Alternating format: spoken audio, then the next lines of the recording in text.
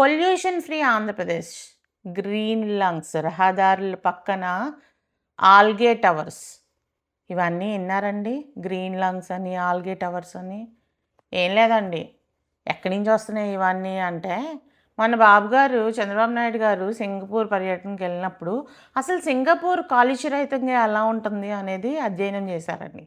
అక్కడ పెద్ద పెద్ద ప్యానల్స్ ఉంటే రహదారుల పక్కన ఇవేంటి అని చెప్పి వీటి గురించి ఆరా తీసి ఆ టెక్నాలజీని అన్నిటినీ తెలుసుకున్నారండి. ఏంటంటే అది ఆల్గే టవర్స్ని పెట్టి రహదారుల పక్కన అది మన వాహనాలు వదిలే పొగ నుంచి అన్నిటినీ పీల్చుకొని దాన్ని మళ్ళీ కలుషితం లేని వాయువులు కలుషితం లేకుండా ఎయిర్ క్వాలిటీని పెంచుద్దండి.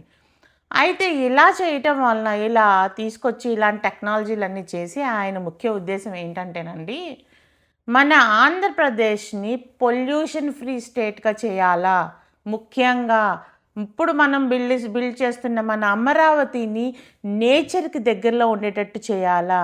అంటే అసలు అమరావతి అనేది ఒక క్యాపిటల్ అంటే ఏదో బాంబేలాగా, ఢిల్లీలాగా ఇలా పెద్ద పెద్ద బిల్డింగ్‌లు, కాంక్రీటు స్ట్రక్చర్స్ ఇవి కాకుండా చాలా ప్రకృతి ఒడిలో ఉన్నట్టుగా, పర్యావరణానికి అనుకూలంగా ఇప్పుడు కొన్ని పార్క్స్, కొన్ని రిక్రియేషన్ ప్లేసెస్, కొన్ని అంటే ఏంటంటే బఫర్ జోన్లు, గ్రీన్ జోన్లు ఇట్లా మనకసలు వాహనాలు వెళ్ళాయి, దానివలన వచ్చే పొగ, దానివలన వచ్చే దుమ్ము ఇవన్నీ కూడా ఏమీ లేకుండా కంప్లీట్‌గా పొల్యూషన్ ఫ్రీగా చేయాలి అనేదే చంద్రబాబు నాయుడు గారి ఉద్దేశం.